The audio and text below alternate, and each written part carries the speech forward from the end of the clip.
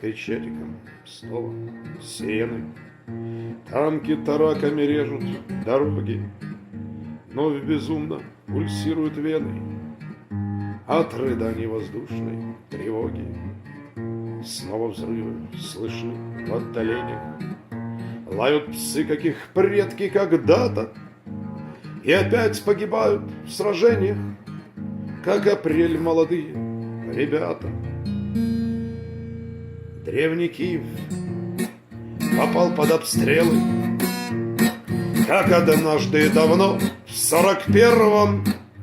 Оглушают войны децибелы, рвут гвоздем по натянутым нервам. Как Давид с Голиафом сражался, так и нынче не вышло блицкрига. Голиаф что-то мелкий попался, глазки хитрые зыркают дико. Он оружием бряцает смело, мир пугает, как гопник соседа.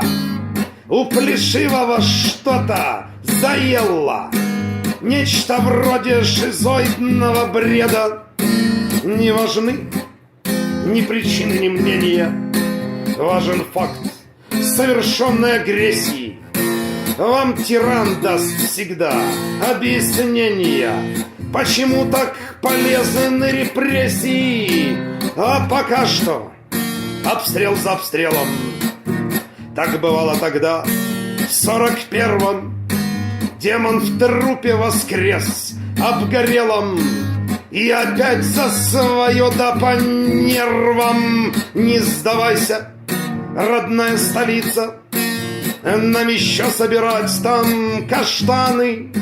Вот опять полыхнула зорница, знову кровь проливают кияны.